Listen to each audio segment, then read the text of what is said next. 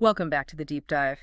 You know, we really thrive on pressure testing claims, those foundational myths, and bits of history that often get, well, simplified. hmm And today we are wading into something with, frankly, immense doctrinal weight for a major religious tradition. Was Moses actually a polygamist? That's right. And this deep dive is prompted by sources you sent in, focusing specifically on this assertion that Moses, the foundational prophet of the Old Testament, practiced plural marriage. Okay. And this isn't just some, ancient historical curiosity. It's a modern theological cornerstone for some. The claim is right there, explicitly, Right. in the Doctrine Covenants, section 132. Right.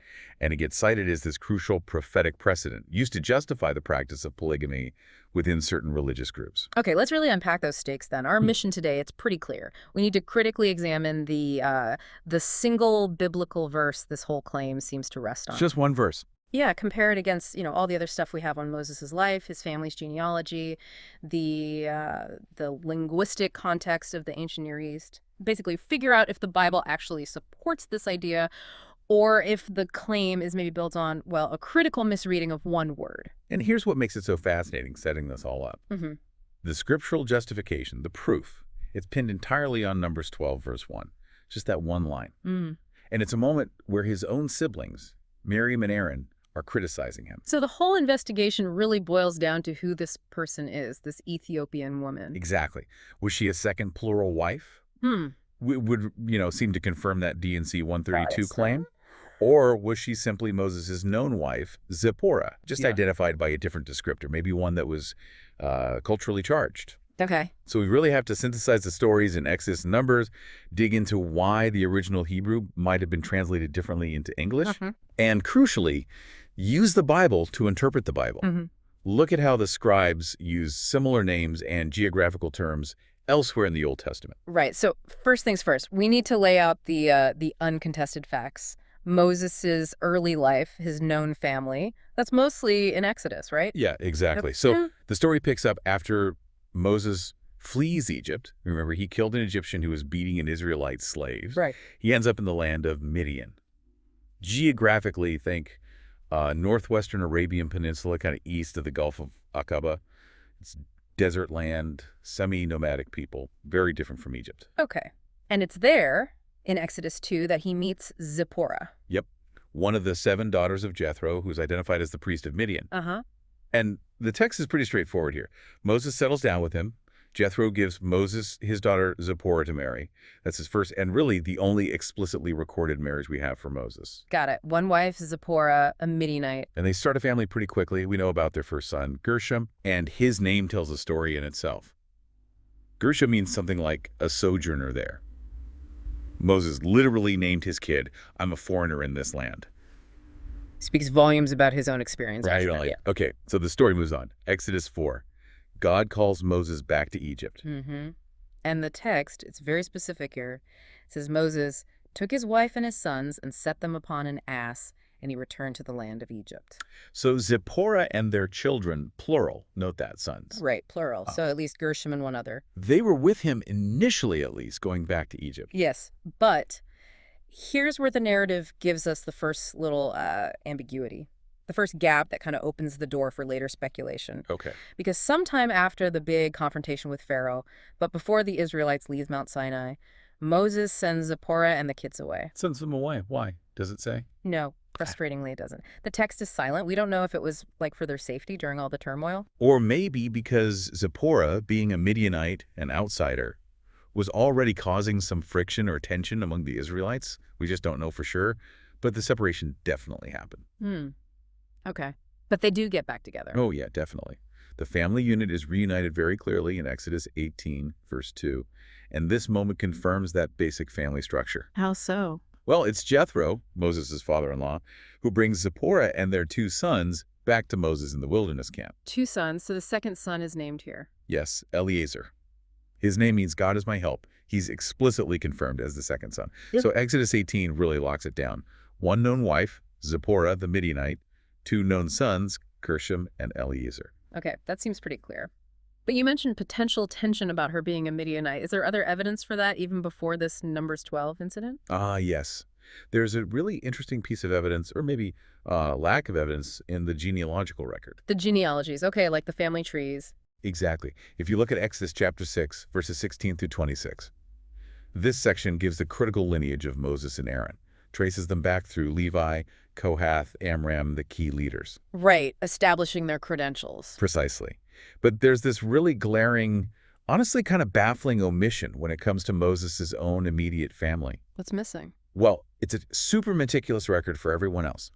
It details Amram's wife, Jochebed. It lists Aaron's wife, Elisheba. Then it carefully lists all of Aaron's 4 sons and their descendants, setting up the priestly line. Okay, standard practice. But when it gets to Moses, it just lists Moses himself and stops. Yeah. Flat out stops. Wait, really? No Zipporah, no Gershom and Eliezer? Nope. Completely omitted from the central family genealogy in Exodus. Wow. In a culture that's so obsessed with lineage, bloodlines determining everything, that seems significant. It screams narrative bias, doesn't it? Right. Why detail Aaron's whole family, wife included, but completely excise Moses' family? And you mentioned Aaron's family structure. Yes. And this is important too. All the relatives who are listed there, Amram, Aaron, the others, they're all shown with just one wife. So monogamy seems to be the standard in his immediate family circle, at least as recorded there. That's the observable standard in this specific crucial genealogy. It looks like the cultural and familial norm for Moses' own kin group.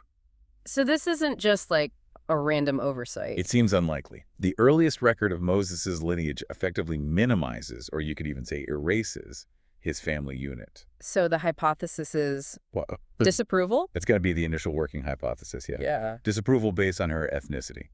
Zipporah was a Midianite, an outsider. Her background maybe caused some discomfort, resentment, maybe even among the scribes writing this down. Okay, so that sets a fascinating stage. We have a known wife, Zipporah, and already some textual hints that her family's presence might have been, well, contentious or at least downplayed within the main Israelite story. Right. And that brings us directly to the flashpoint, the confrontation in Numbers 12. This happens chronologically right after that family reunion in Exodus 18. Okay, so timeline. Jethro brings Zipporah and the boys back. Yep, he helps set up the judicial system, gives that famous advice. Right, the judges over thousands, hundreds. Exactly. Then Jethro departs, goes back to his own land, and it's pretty much right on the heels of Zipporah's return that this tension just explodes in Numbers 12. Okay, so what's the verse again, the linchpin verse? Numbers 12, verse 1. And Miriam and Aaron spake against Moses because of the Ethiopian woman whom he had married, for he had married an Ethiopian woman. Okay, the Ethiopian woman, and there it is. So unpack the simple logic used by those who say this proves polygamy. It's pretty straightforward on the surface. Step 1. We know Moses marries Zipporah, the Midianite, from Exodus. Step 2. This verse mentions an Ethiopian woman he married. Step 3. Midianite isn't the same word as Ethiopian. Therefore, they conclude this must be a second wife, a different person. And since Moses is God's prophet, marrying her must have been okay, maybe even commanded. That's the logic connecting it to D&C 132. Simple enough. But you're saying critical analysis needs to pause right there. Absolutely. We have to challenge that core assumption. Does a different name or description automatically mean a different person? Right. Especially in ancient texts. Is the Bible always that rigidly precise with names and titles? Okay, but some might argue, if the text says Ethiopian, why should we just assume the writers were being, like, loose with the term? Isn't that us imposing our modern ideas? That's a fair question. But the answer isn't about imposing modern ideas. It's about looking for internal consistency within the ancient text itself. Yeah. How does the Bible handle names in the same context? Okay, so look for precedents nearby. Exactly, and the best precedent is staring us right in the face. Yeah. Moses' own father-in-law. Jethro, the Midianite priest, the guy who gave the advice, brought Zipporah back. That guy. He is a classic textbook example of how names and titles could be fluid in the Old Testament. How so? He's not always called Jethro. Nope. In Exodus 18, where we get the most details, yes, he's Jethro. That might be his personal name or maybe a title. Some scholars think it means His Excellency or something similar. Right. Go back to Exodus 2, verse 18. When Moses first meets the family at the well, he's called Rule there. Rule. Different name entirely. Could be a family name, maybe a clan name. It means friend of God. So that's 2 names already for the same person. Jethro and Rule. Wow. Okay. Does it stop there? Not quite. Because in the very book we're focused on, Numbers chapter 10, verse 29, Just before the complaint about the wife, Uh-huh. Moses is begging his father-in-law not to leave the camp, to stay on as a guide, and he addresses him as Hobab, the son of Reuel. Hobab, that's a third one. Yep, Hobab. Could be another personal name or maybe a title related to being a guide or kinsman by marriage. So let me get this straight. Across Exodus and Numbers, the same guy, Moses' Midianite father-in-law, is called Jethro, Reuel, and Hobab. Correct. 3 distinct names or titles used pretty much interchangeably by the biblical writers to describe one single identifiable historical figure. Okay, that's huge, because if the scribes were okay using 3 different identifiers for the father-in-law... Then we are on very solid ground, suggesting they could also use different geographical or ethnic descriptions for the wife, Zipporah. Right. To insist that Midianite and Ethiopian must mean 2 different women when the Bible itself shows this kind of flexibility for her own father right nearby. Is basically applying a standard of textual rigidity that the Bible itself doesn't seem to follow in this specific context. It looks like cherry picking. So this sets a really crucial precedent. A different descriptor doesn't automatically equal a different person. Exactly. And that allows us to pivot now to the real core of the argument, linguistics and geography. Are Midianite and Ethiopian or Cushite actually synonymous, or at least overlapping terms, in that ancient world? Right, this is the absolute pivot. We need to get past the English translation choices, which, frankly, can introduce their own biases, and look at the original Hebrew word used in Numbers 12.1. Okay, the word translated as Ethiopian in the King James Version. What is it in Hebrew? The Hebrew term is Cush, or the adjective form Cushi, which means a Cushite, literally a descendant of Cush. Cushite. Okay, not Ethiopian. Not directly. Now, this is critical. The King James translators in the 17th century chose Ethiopian. Why? Yeah. Probably because the Septuagint, the ancient Greek translation of the Hebrew Bible, rendered Cush as Ethiops, which is where we get Ethiopia. Okay. But the lands and peoples associated with Cush in the ancient world were, let's say, geographically fluid. Yeah. It wasn't always referring to modern-day Ethiopia. So the choice of Ethiopian in English already kind of locks us into a specific, maybe narrower geographical idea than the original Hebrew Cushite might have implied. Exactly. Cushite was potentially much broader. And that's why almost every major modern biblical translation, you look at the NIV, the NLT, ESV, other scholarly versions, they recognize this historical flexibility. They translate the word as Cushite. Okay, so they prefer Cushite. Where was Cush generally thought to be? Traditionally, the territory of Cush was south of Egypt, think modern-day Sudan, parts of Ethiopia. But the term was often used more broadly by Israelites to describe people from the darker-skinned lands to their south and southeast. And how confident are we that Cushite and Ethiopian were basically used as synonyms back then? We have pretty good confirmation from outside the Bible, too. Look at the Jewish historian Josephus. He wrote in the 1st century A.D. in his Antiquities of the Jews. Okay, what did he say? Josephus explicitly states that these terms were equivalent in ancient usage. He noted that the Ethiopians over whom Cush supposedly reigned, according to tradition, were called Cushites by themselves and by all men in Asia. So, linguistically, historically, for people in that region, the terms were often interchangeable titles, usually referring to people south of Israel, often associated with darker skin. Got it. So step 1 established. Cushite equals Ethiopian, historically speaking. Now, the big leap. How do we connect that Cushite Ethiopian identity back to Zipporah's known identity as a Midianite? That connection is everything for the counter-argument. Right. This is where we move beyond just names and into ancient literary structure and geography. We need to look at a common poetic device in the Old Testament called synonymous parallelism. Synonymous parallelism. Sounds technical. What is it in simple terms? It's basically when a writer, especially in poetry or prophecy, puts 2 different words or phrases side by side in consecutive lines or half lines, and they essentially mean the same thing or refer to the same concept. They're used for emphasis, rhythm, completing the thought. Okay, like saying the same thing twice but using different words. Pretty much. And our sources point to a slam dunk example of this in the book of the prophet Habakkuk, chapter 3, verse 7.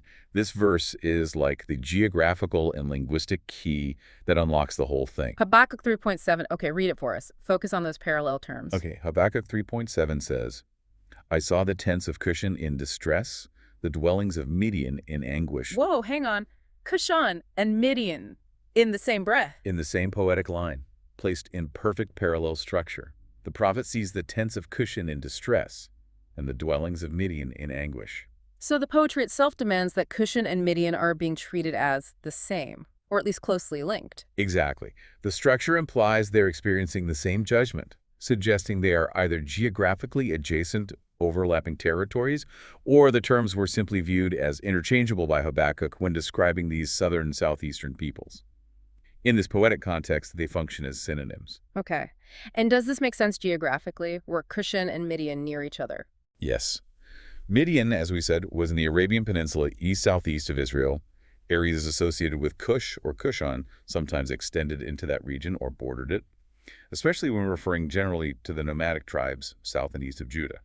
It fits. Okay, so let's do that algebraic thing you mentioned earlier, the transitive property. It seems super helpful here. Right. If A equals B and B equals C, then A must equal C. So A is Midianite, Zipporah's known identity. Let's adjust slightly. Let C be Cushite, E be Ethiopian, M be Midianite. Okay. C equals E. Cushite, C equals Ethiopian E. We established that based on translation history and Josephus. Okay. And B equals C, so M equals C. Midianite M equals Cushite C. Habakkuk 3.7 establishes that equivalence through poetic parallelism and geography. So if CE and MC, Then M must equal E. Midianite equals Ethiopian Cushite in this specific biblical context. wow. So Zipporah, the Midianite wife, is the person being called the Ethiopian or Cushite woman by Miriam and Aaron. That is the overwhelming conclusion from the linguistic and contextual evidence. The entire scriptural basis for claiming Moses had a second wife just kind of dissolves. So the only way to keep the second wife theory alive is to ignore the Jethro Hobab name thing, Right. ignore the geography and poetry in Habakkuk, Right. and ignore how Cushite and Ethiopian were used historically. Pretty much. You have to disregard multiple lines of internal biblical evidence. The linguistic deep dive strongly suggests Zipporah and the Cushite woman are one and the same person. Okay. This leads directly to the next huge question then. If the woman was Zipporah and the complaint wasn't about polygamy, what was Miriam and Aaron's actual problem? What were they really complaining about? And this is where understanding the term Cushite gets even deeper and, frankly, much more uncomfortable. How so? Because as we touched on, the root word Cush itself, in Hebrew and related languages, often carried the connotation of black. Black, as in skin color. Yes. So when Miriam and Aaron spoke against Moses for marrying the Cushite woman, it's highly probable they weren't just making a neutral geographical statement. They were objecting to her race, her appearance. That's the compelling argument, yes. Objecting to her darker skin, her non-Israelite racial background. Is there other scriptural backing for connecting Cushite or Ethiopian specifically with skin color? Absolutely. The clearest example is probably Jeremiah chapter 13, verse 23. The prophet uses it rhetorically to talk about something unchangeable. Okay. He asks, can the Ethiopian change his skin or the leopard his spots? Wow. Okay, that verse explicitly links being Ethiopian, the same term derived from Cushite, with having a distinct skin color that presumably couldn't be changed, just like a leopard's spots. Exactly. It confirms that in the ancient Israelite mindset and terminology, the Ethiopian Cushite was fundamentally associated with having darker skin, distinct from the surrounding Semitic peoples. So this completely reframes the argument in Numbers 12, doesn't it? It flips it entirely. Miriam and Aaron weren't upset about polygamy. They were likely expressing some pretty virulent ethnic or racial bias against Zipporah. Mm-hmm. They're questioning Moses' choice of wife, this foreigner, maybe someone with noticeably darker skin, and then they use that as the jumping-off point to challenge his overall prophetic authority. Hath the Lord indeed spoken only by Moses? Has he not spoken also by us? It starts with the wife, then broadens to his leadership. And if we plug this back into the timeline, Zipporah had just come back to the camp. Right after being away for some time. So her physical presence right there in the camp again could have easily reignited this pre-existing prejudice. Maybe Moses sent her away earlier precisely to avoid this kind of conflict. That's a very plausible reading of the situation. He tries to keep the peace by sending her away, but the issue just erupts the moment she's back. Okay. If this is about racial bias, then God's reaction becomes, well, even more striking. It becomes one of the most stunning examples of poetic justice, theological irony, and divine condemnation in the entire Old Testament. It's incredible. Tell us again how God responds. He calls them all together. Yeah, God immediately summons Moses, Aaron, and Miriam to the tabernacle. Pulls the three siblings aside, essentially. Okay. First, God forcefully reaffirms Moses' unique prophetic status. With him will I speak mouth to mouth. Unlike other prophets, he shuts down their leadership challenge. And then the punishment comes. And it's delivered instantly and specifically to Miriam, who seems to be the primary instigator, as she's mentioned first in the complaint. What happens to her? She is instantly struck with leprosy, and the text emphasizes it visually. She became leprous, white as snow. White as snow. Wow, that's incredibly pointed, isn't it? Astonishingly pointed. Think about it. Miriam complains about Zipporah, likely because of her dark skin and foreignness. God's response: he makes Miriam herself the embodiment of extreme diseased whiteness. Are there other examples in the Bible where God uses a physical punishment that so directly and poetically mirrors the sin, especially something like racial prejudice? It's actually extremely rare to see divine judgment executed with such symbolic precision. It's not just punishment, it's a visual lesson. A lesson saying what? It's a powerful visceral condemnation. It demonstrates that whiteness in this context is absolutely not superior. In fact, this extreme leprous whiteness is the sign of God's immediate judgment and impurity. And the consequences were immediate too, right? Yes. Miriam was declared unclean and exiled from the camp for 7 days. The whole community had to wait for her. So the lesson wasn't private, it was public, for the whole nation. Exactly. This dramatic act established, for everyone in Israel, that Miriam's complaint against Moses' wife was wrong, it was offensive to God, and that implicitly, Moses' marriage to Zipporah was acceptable, sanctioned by the ultimate authority. Okay, so the deep analysis here strongly points towards the real sin being racial or ethnic discrimination, maybe wrapped up in a leadership squabble, definitely not polygamy. That's where the evidence leads. And it raises another question. Was this prejudice just limited to Miriam and Aaron? Or could it have seeped into how the stories themselves were recorded? The idea of bias in the record itself. You mentioned earlier how Zipporah and the boys were left out of that Exodus 6 genealogy. Yes, and we can see a similar pattern, perhaps, in how Zipporah's father, Jethro, is treated when you compare the Exodus account with the later Numbers account. How so? Remind us of the contrast. It's quite stark. In Exodus 18, Jethro, the Midianite outsider, is portrayed as this administrative genius. He sees Moses as overwhelmed, judging everyone personally. Right. And Jethro gives him this brilliant practical advice. Delegate authority, appoint judges over thousands, hundreds, fifties, tens, handle only the big cases yourself. And Moses listens. He listens, implements it, and it becomes the foundational structure of Israelite government. Exodus 18 gives Jethro full, unambiguous credit for this crucial idea. Okay. But then later, in Numbers. When we get to Numbers chapters 10 and 11, the narrative seems to, well, minimize or even ignore this non-Israelite contribution. Jethro, now called Hobab, is mentioned only briefly when Moses asked him to stay. And then, significantly, when the issue of leadership burden comes up again in Numbers 11. Moses complains he can't handle the people alone. The solution, appointing 70 elders, is presented as coming directly from God in response to Moses' complaint. So Jethro's earlier foundational role in setting up a system of delegation is kind of written out, or at least not mentioned. It's completely eclipsed in the Numbers account. It's not just a discrepancy, it feels like a shift in emphasis, perhaps. Later recorders might have been uncomfortable highlighting that a core element of Israelite governance came from a Midianite outsider. Preferring to attribute the wisdom solely to Moses and God. Possibly, if it's a pattern of downplaying foreign influence. And you mentioned a potential parallel from the Book of Mormon with Samuel the Lamanite. Yes, it's an interesting thematic parallel mentioned in the sources. In 3 Nephi 23, Jesus visits the Nephites after his resurrection, reviews their scriptures, and finds something missing. What was missing? He points out they hadn't recorded the prophecies of Samuel the Lamanite, a prophet from their rival, often despised Lamanite people, prophecies that had actually been fulfilled. Jesus explicitly commands them to write them down. So in both cases, whether it's Jethro's practical wisdom or Samuel's inspired prophecy, Well, the contribution from the non-Israelite, the outsider, gets minimized, omitted, or needs a divine correction to even get included in the official record. It strongly suggests a deep-seated cultural bias against acknowledging wisdom or truth from other sources. wow. So the whole blow-up over the Ethiopian woman might actually reveal this massive cultural blind spot within Moses' own community. A bias so strong it needed that white leprosy miracle to rebuke it. Yeah. And yet maybe a bias strong enough that later readers, missing the racial context, mistakenly thought the fight was about polygamy instead of prejudice. That seems to be a very plausible interpretation of how the misunderstanding arose and became doctrine for some. Okay, so we've tackled the linguistics, the geography, the cultural context, the motive behind the complaint. But if Moses was a polygamist, especially one approved by God like D&C 132 implies, surely the family records, the genealogies, would reflect that, right? And it would absolutely expect them to. That's the scriptural standard we see elsewhere. If polygamy was part of his story, especially divinely sanctioned, his multiple wives and all their children should be meticulously recorded somewhere.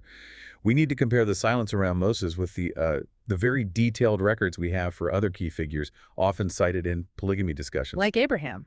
Exactly. Abraham is the classic example. The Bible is very clear. It lists his primary wife, Sarah. It lists his concubine, Hagar, and explicitly names their son, Ishmael. Right. And then later, after Sarah's death, it records his subsequent wife, Keturah, and even details the children she bore him in Genesis 25.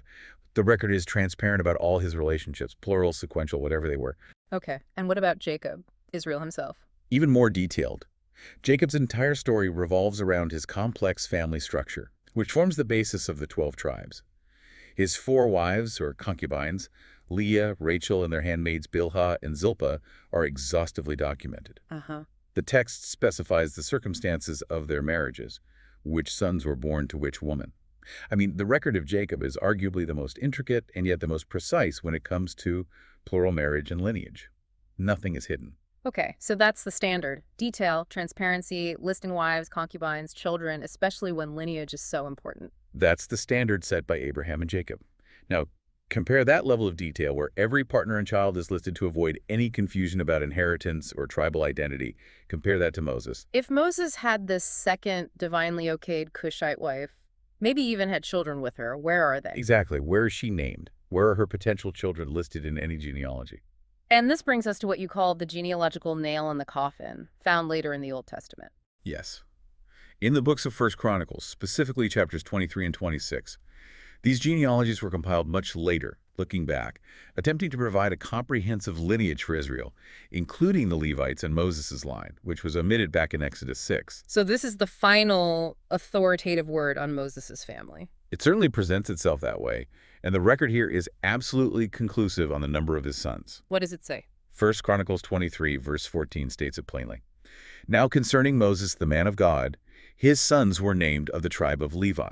Verse 15, the sons of Moses were Gershom and Eleazar.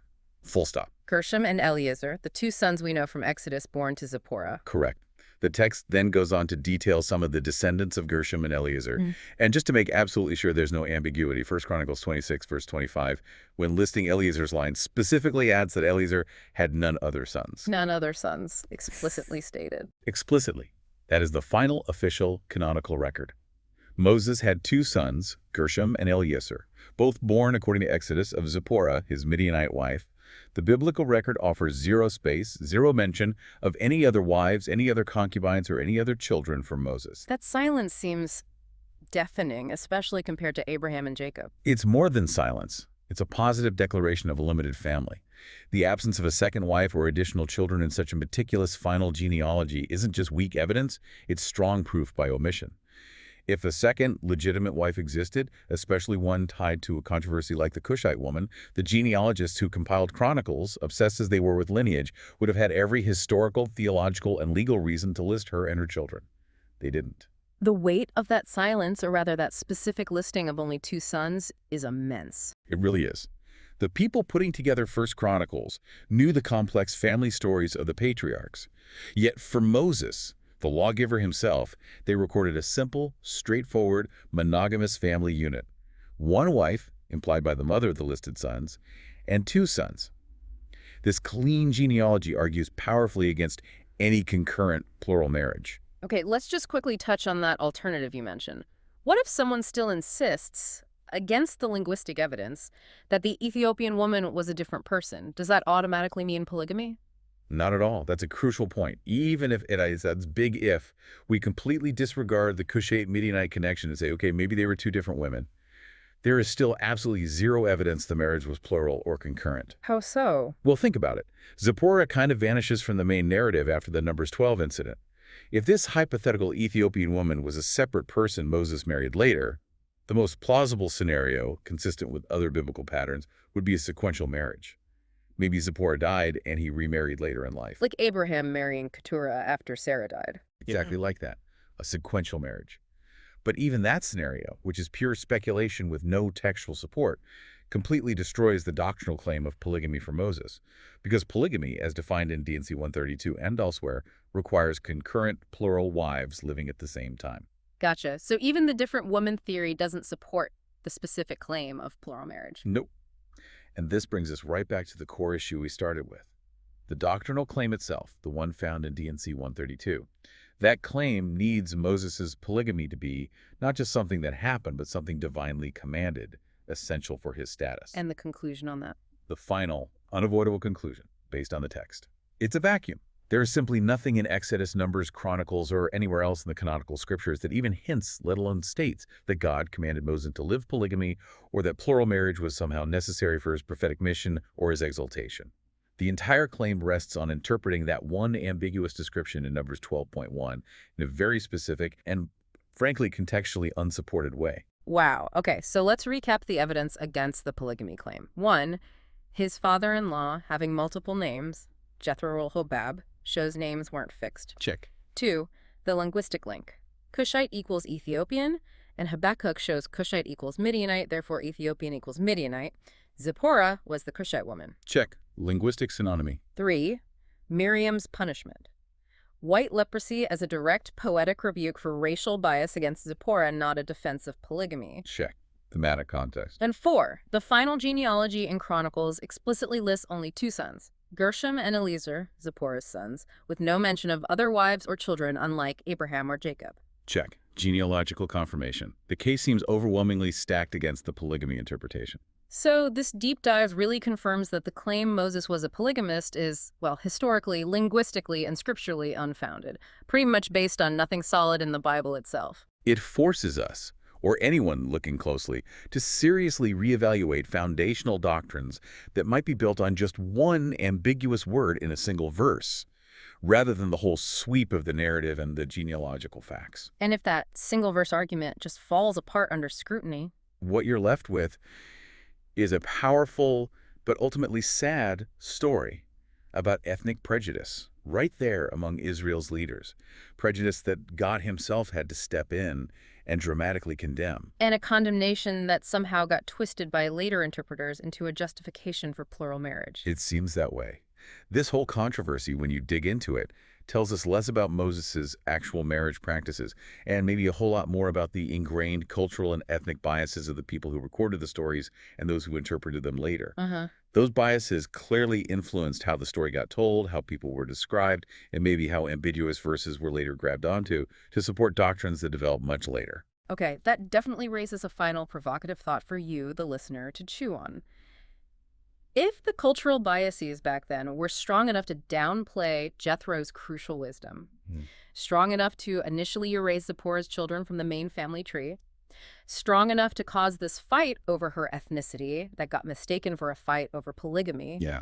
then how many other assumptions we have about ancient figures, ancient practices, might actually be based on similar unexamined linguistic choices or cultural biases just baked right into the historical records we read today? Where else in Scripture might a simple word choice or a silent omission be masking a really profound cultural conflict or bias that we're just not seeing on the surface? That's a question that demands this kind of critical thinking, digging into the original context. Absolutely. The deeper you dig, the more the layers peel back, and sometimes the picture looks very different from the Sunday school version. Well, thank you for providing the sources that sent us on this really intense deep dive into the desert, the genealogies, and the true meaning behind the Cushite woman. Glad we could unpack it. We'll catch you next time for the next deep dive.